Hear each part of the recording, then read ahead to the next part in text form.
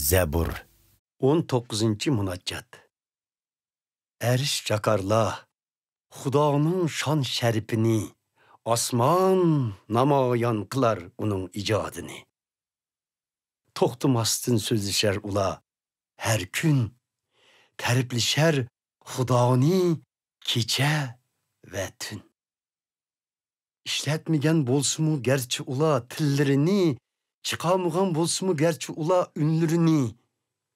Twishleri yeyilip ketken tamam yeryüzüge xabri yetip bağandır jahonning chatlariga.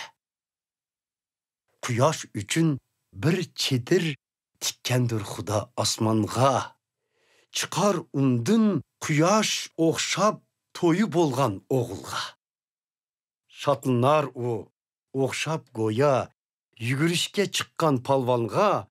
O'rlisa u osmonning bir chetidan barar cho'gilab yana bir chetigacha qacholmas hech narsa uning haroratidan.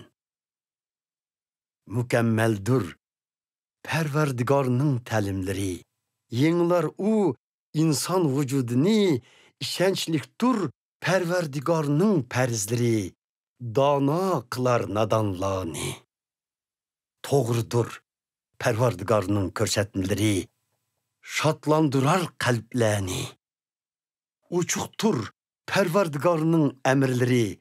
Ro'shan qilar ko'zlarni.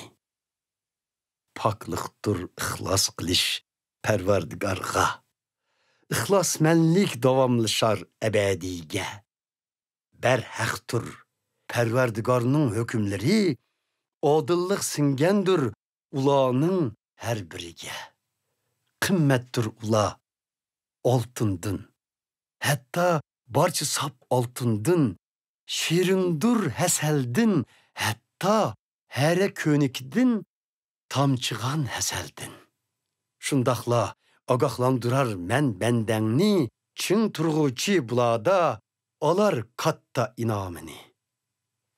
Kim bilib yetalsun o'zi qilgan xatoliklarini, bilmay qilgan gunohlarimdan poklig'in meni. Saqlag'aysan bandangni bilib gunoh qilishdan, hukmronlik qilmag'ay gunoh mening ustimdan. Aybsiz bo'lurman men shundila. Saqlanaman qilishdan ig'ir gunoh.